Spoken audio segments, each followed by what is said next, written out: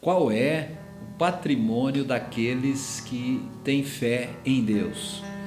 Esse é o tema do nosso programa de hoje, uma mensagem que eu preguei aqui na Sara, em Uberlândia, sobre o patrimônio dos filhos de Deus. A palavra de Deus, ela é riquíssima e nós temos na palavra de Deus muitas promessas, muitos tesouros.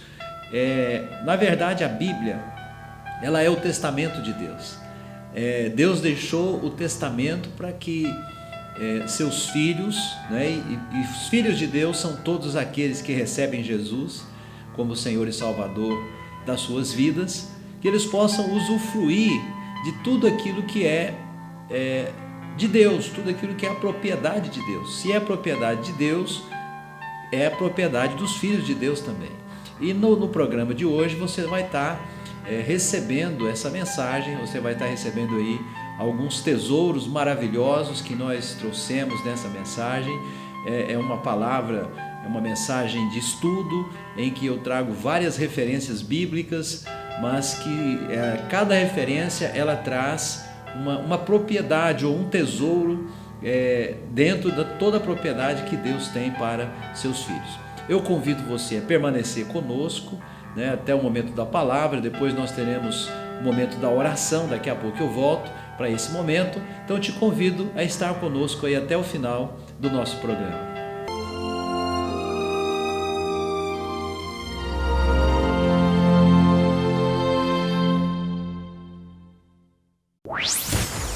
Todos os dias ligo o meu rádio a qualquer hora do dia. Em várias estações eu sou áudio estúdio lhe fazendo companhia. E é por isso que cantamos temas de gols e vinhetas. Queremos criar a logomarca sonora da sua emissora. Áudio Estúdio. Áudio Estúdio.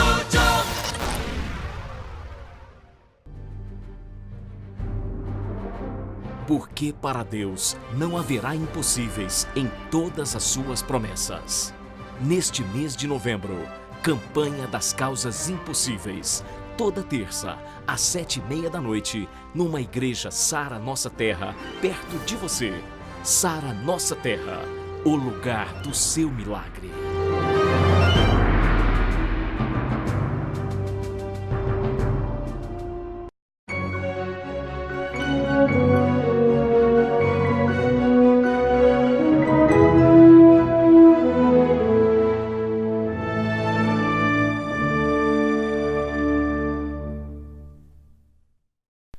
O tema de hoje que eu quero falar com você é o patrimônio dos filhos de Deus.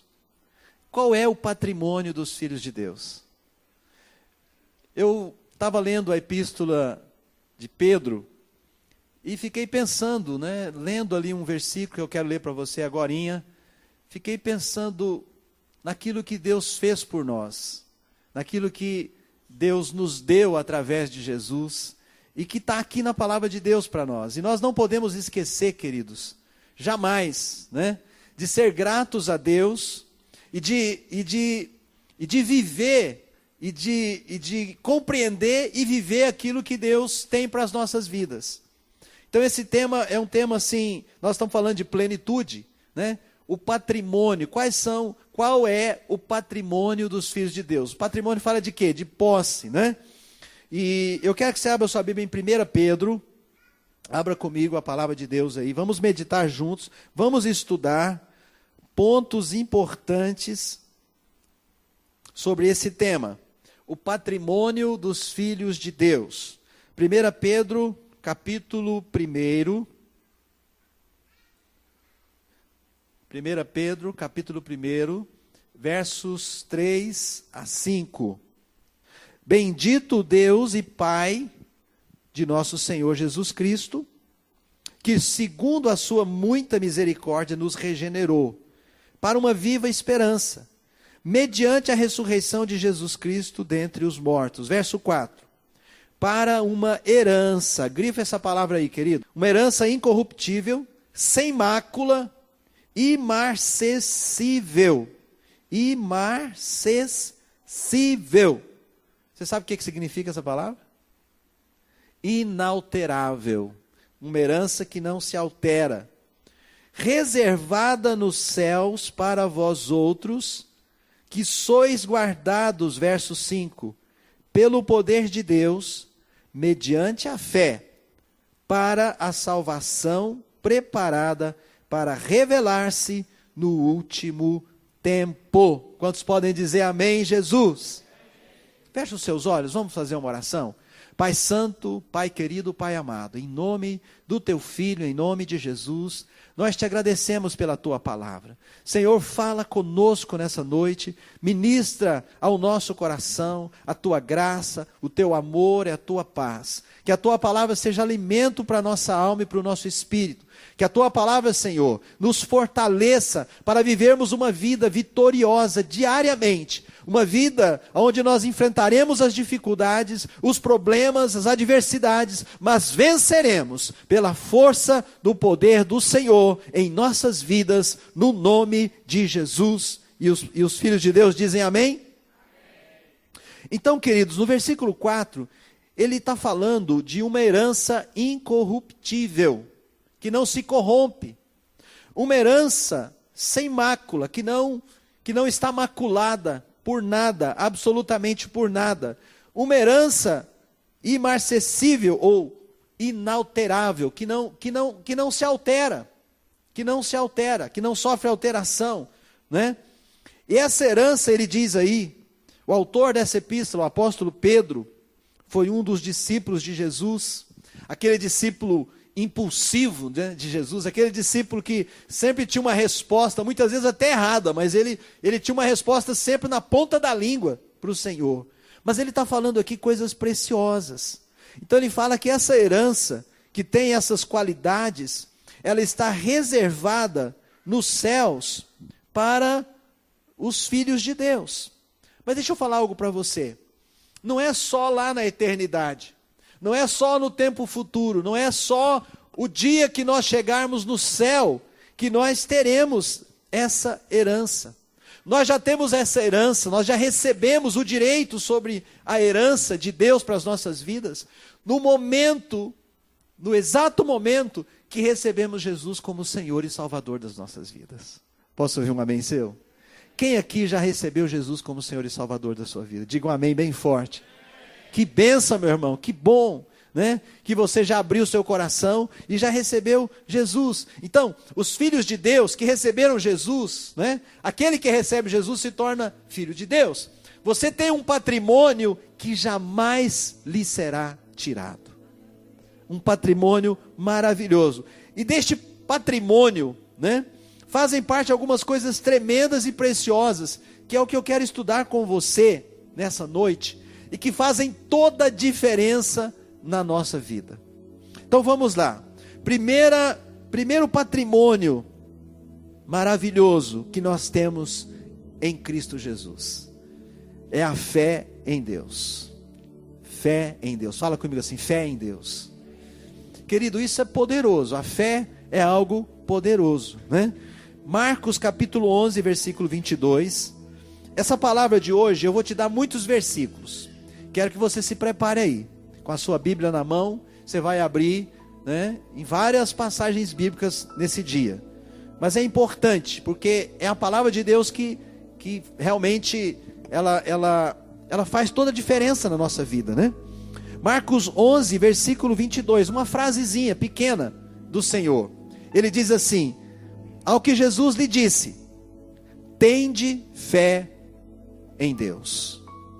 Tende fé em Deus. Fala comigo assim, tende fé em Deus. Não, peraí, toda a igreja, vamos lá. Tende fé em Deus. Amém? Este é o primeiro patrimônio do crente, do Filho de Deus. Ter fé em Deus. Você precisa, eu preciso, nós precisamos manter a nossa fé em Deus. É o que Jesus está falando, é o próprio Jesus que está falando aí em Marcos 11, 22, esse texto que eu te dei. Tende fé em Deus. Fala para o irmão do seu lado, tende fé em Deus. Esse é um grande patrimônio, é uma grande riqueza que Deus tem para os seus filhos. Outro versículo, Hebreus 11, 6, anote aí, Hebreus 11, verso 6, e eu quero ler para você, se você puder, abre aí. De fato, sem fé, é o que, igreja? Impossível agradar a Deus. Que coisa, hein? Sem fé é impossível. Não tem como você agradar a Deus se você não tiver fé. Por isso você vai precisar da fé. Por isso o conselho do Senhor Jesus, a orientação de Jesus, que nós acabamos de ler em Marcos 11, 22. Tende fé em Deus. Por quê? Porque é necessário, ou porquanto é necessário, que aquele que se aproxima de Deus, creia que Ele existe e que se torna galardoador dos que o buscam. Glória a Deus. Sabe o que quer dizer essa palavra galardoador? Quer dizer aquele que dá presente, né? Aquele que galardoa, que dá presentes, dá coisas para os seus filhos. Então, por isso a fé é necessária. A fé, ela é imprescindível. Por quê? Porque quando eu me aproximo de Deus, eu preciso primeiro de tudo crer que Ele existe. Eu preciso crer na existência de Deus, que Deus existe. E que Ele se torna galardoador. Se torna. Veja bem, Ele tem todo o poder, Ele tem toda a riqueza, Ele tem tudo na mão dele, Ele é Deus. Mas Ele se torna galardoador ou presenteador daqueles que o buscam. Quem são aqueles que buscam a Deus? Os filhos de Deus. Os que creem em Deus, os que têm fé em Deus. Então, ter fé em Deus é um grande patrimônio, é o primeiro patrimônio que eu quero te dar nessa noite. Posso ouvir um amém? Segundo patrimônio, maravilhoso. Cada um desses aqui são maravilhosos, né? Segundo, a salvação pelo sangue de Jesus. A salvação pelo sangue de Cristo. Vamos ver as referências. 1 Pedro, essa mesma 1 Pedro, a gente estava lá, né? Vamos voltar para lá. 1 Pedro, capítulo 1 ainda. A salvação pelo sangue de Cristo. Verso 18. Sabendo que não foi mediante coisas corruptíveis, como prata ou ouro, que fostes resgatados do vosso fútil procedimento que vossos pais vos legaram. 19. Mas, preste atenção aí nesse versículo 19. Pelo precioso, o que, igreja? Sangue, como de cordeiro, sem defeito e sem mácula, o sangue de Cristo. Digam glória a Deus. Precioso sangue de Jesus, que foi derramado na cruz do Calvário, é Ele que nos resgatou do nosso fútil procedimento, da nossa vida pecaminosa, que a gente vivia antes de Cristo na nossa vida, antes de receber Jesus na nossa vida. Então ele está dizendo, pelo precioso sangue como do Cordeiro, sem defeito e sem mácula. O verso 20, vamos ver o verso 20 também. Conhecido com efeito antes da fundação do mundo, porém manifestado no fim dos tempos por amor de vós. Olha o plano de Deus aqui, o plano da salvação da raça humana. Deus, antes que o homem pecasse, Ele já tinha providenciado um plano, um projeto para a salvação do homem. É o plano da salvação de Deus para a raça humana. Jesus é o Cordeiro de Deus que foi imolado antes da fundação do mundo, antes que existisse pecado, antes que existisse uma causa pela qual Jesus devesse morrer. Ele já estava preparado para isso, ele já sabia que ele iria passar por isso. Só que isso aconteceu na plenitude dos tempos, né? De fato. Mas eu quero te mostrar aqui esse patrimônio maravilhoso que é a salvação pelo sangue. Não tem outra forma do homem ser salvo, somente pelo sangue de Jesus. somente pela obra. Quando a gente fala o sangue de Jesus, a gente está falando o quê? Pela obra que Jesus realizou na cruz do Calvário. Esse é um patrimônio maravilhoso que você precisa guardar ele, querido. Você precisa valorizar ele no seu coração, na sua mente, né? Você precisa estar sempre preparado para falar para outros a respeito dessa grande bênção maravilhosa, que é a salvação pelo sangue de Jesus, que é um grande patrimônio que você tem da parte de Deus. Posso ouvir um amém? Então, o primeiro qual é? Ter fé em Deus. O segundo, qual é o segundo? A salvação pelo sangue de Cristo. O terceiro, anote aí. Intrepidez para entrar no Santo dos Santos. Intrepidez. O que quer dizer a palavra intrepidez? O que quer dizer a palavra intrepidez, meus irmãos?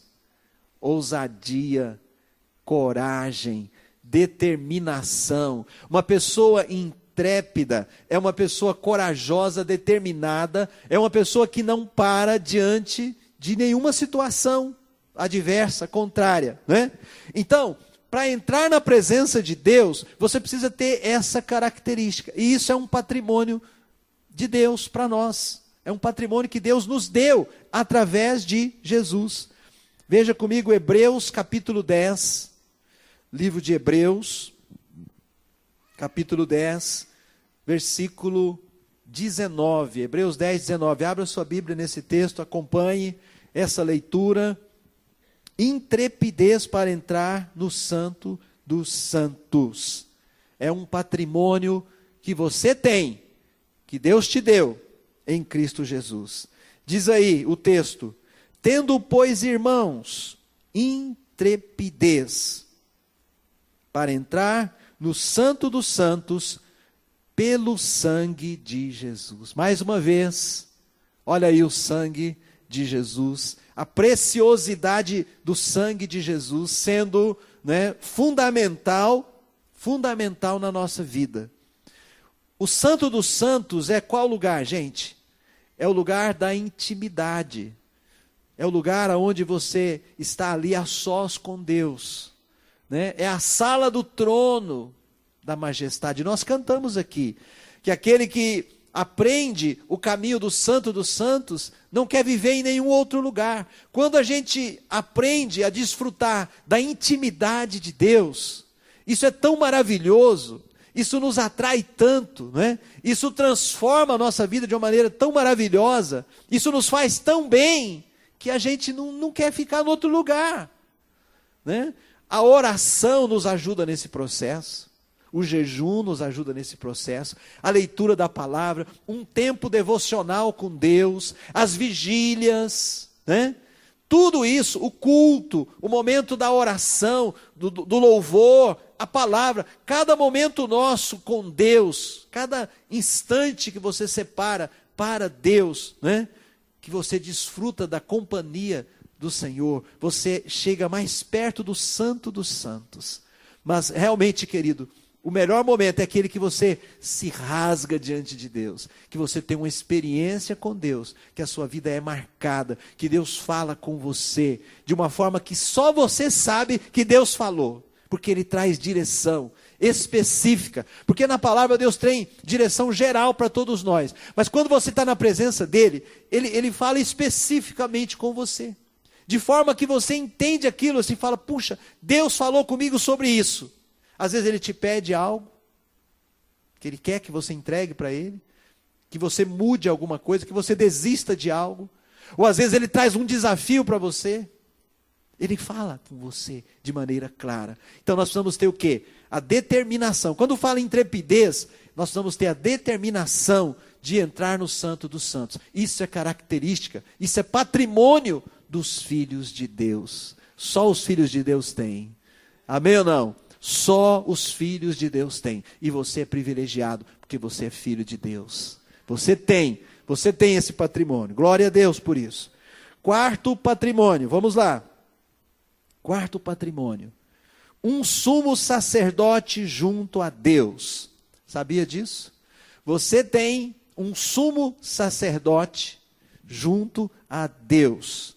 Vamos lá, Hebreus capítulo 10, versículo 21. Hebreus 10, abra aí a sua Bíblia neste texto, por gentileza, Hebreus 10, versículo 21. O que diz o versículo? E tendo grande sacerdote sobre a casa de Deus. Tendo grande sacerdote sobre a casa de Deus. Quem é esse grande sacerdote, irmãos? Quem é bem forte? Mais forte? Sem sombra de dúvida. Jesus é o nosso grande sacerdote sobre a casa de Deus. O seu sacerdote não é um homem. O seu sacerdote é o próprio Senhor Jesus. O nosso sacerdote é o próprio Deus. Sobre a casa de Deus, sobre a igreja do Senhor, está o grande sacerdote de Deus, estabelecido por Deus, que é o Senhor Jesus. Qual é o papel do sacerdote? Por que um sacerdote na nossa vida é imprescindível, é fundamental, é importante? Qual é o papel do sacerdote? É aquele que chega diante de Deus em nosso favor, em todo tempo, em todo momento, né? Veja um outro versículo, 1 João capítulo 2, primeira Epístola de João, capítulo 2. Então esse patrimônio diz, um sumo sacerdote junto a Deus. Você tem um sumo sacerdote junto a Deus. Quando você fraqueja, quando você falha, e nós falhamos, nós fraquejamos, né? Quando isso acontece conosco, geralmente o que acontece? Nós ficamos enfraquecidos. Muitas vezes nos sentimos culpados. Nessa hora o inimigo muitas vezes vem e nos acusa, fala algo contra nós, para nos abalar, nos abater, né? Mas olha o que diz aqui, 1 João 2, verso 1. Filhinhos meus, estas coisas vos escrevo para que não pequeis. Se todavia alguém pecar, temos advogado junto ao Pai, Jesus Cristo, o justo. Posso ouvir um glória a Deus? Querido, Salomão, quando ele consagra o templo ao Senhor em Jerusalém, ele faz uma oração longa, e uma das coisas que Salomão fala na oração, ele diz, não há homem que não peque. Por isso ele falou, Deus, Senhor, quando os teus filhos pecarem, aonde eles estiverem, e olharem, voltarem o seu olhar para este templo, perdoa, Senhor, perdoa. E sabe, quando João escreve essa epístola, ele diz aqui que nós temos um advogado junto ao Pai, né? Era a mesma coisa que Salomão está falando, porque Salomão, ele entendia, a revelação de Salomão era o templo, a glória está no templo. Mas a revelação de João, que conheceu Jesus, que andou com Jesus, que era o discípulo amado de Jesus, que reclinava sua cabeça no ombro de Jesus, era outra. A revelação de João era, o nosso advogado é o próprio Senhor Jesus, o bendito Filho de Deus. Ele venceu a morte, ele ressuscitou, e ele está onde? Assentado à destra de Deus, num trono de glória, num trono de majestade. Então ele está ali o tempo todo. Então quando eu falho, quando eu erro, né? E vem aquele sentimento de culpa, e o diabo tenta me condenar e me jogar no chão e falar, tá vendo, realmente você não serve para ser filho de Deus, né? Mais uma vez você pisou na bola, o Senhor Jesus está lá, Pai, né? Cobre o teu filho, cobre lá o divino, não deixa o mal prevalecer sobre ele, não deixa esse pensamento prevalecer. Um advogado que está lá me defendendo, que está lá te defendendo em todo o tempo, em todo instante, no nome de Jesus. Sabe por quê, querido? Porque a batalha, ela é travada aqui na mente. Aqui na mente. O inimigo está aqui bombardeando a gente. E quando a gente erra, por que a gente enfraquece? Porque a gente sabe que a gente errou. A gente sabe, né? E aí, a gente fica ali meio assim, e o inimigo bombardeia. Mas aí é nessa hora que você tem que lembrar do patrimônio que você tem em Deus. Você tem um sumo sacerdote que intercede por você o tempo todo diante de Deus. Você nunca está sozinho. Vou falar de novo. Você nunca está sozinho. Amém? Glória a Jesus.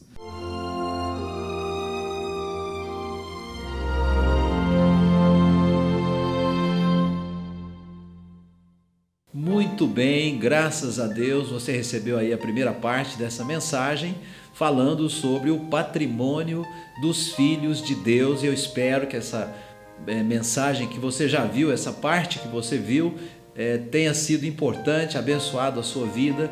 Meu desejo, meu querido, minha querida, para você de Uberlândia, para você de outras cidades do Brasil, de outras nações, é que a palavra de Deus ela possa se tornar algo de muito valor para você.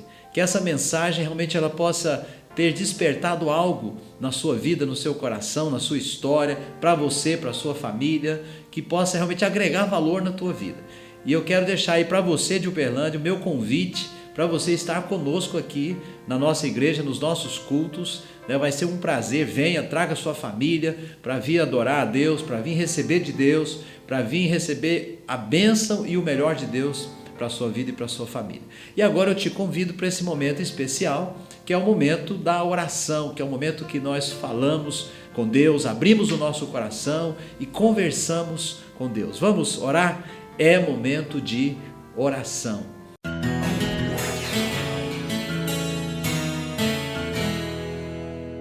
Meu Deus, meu Pai, em nome do Teu Filho Jesus, nós te agradecemos pela Tua palavra, porque a Tua palavra ela nos ensina, nos instrui. A Tua palavra, Senhor, ela traz direção para as nossas vidas. E hoje nós ouvimos, Deus, que os filhos de Deus, eles têm um patrimônio, uma herança do Senhor, uma herança maravilhosa, sem corrupção, incorruptível, que não se perde, que não se altera.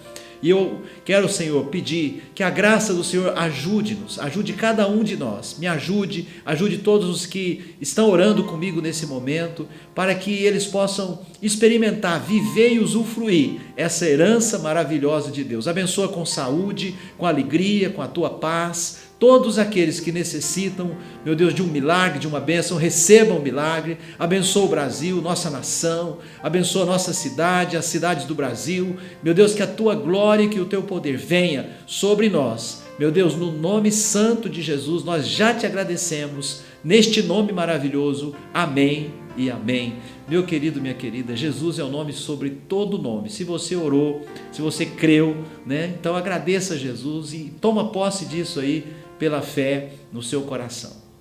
Pois bem, agora nós caminhamos para o final do nosso programa, Quero deixar aí o meu grande abraço a todos que estiveram comigo no programa de hoje, desejar aí tudo de bom para você, que a bênção do Senhor esteja sobre a sua vida e dizer que nós te aguardamos aqui no nosso culto aqui na igreja ou no nosso próximo programa aqui na Gênesis, nesse mesmo canal. Um grande abraço, fiquem todos com Deus.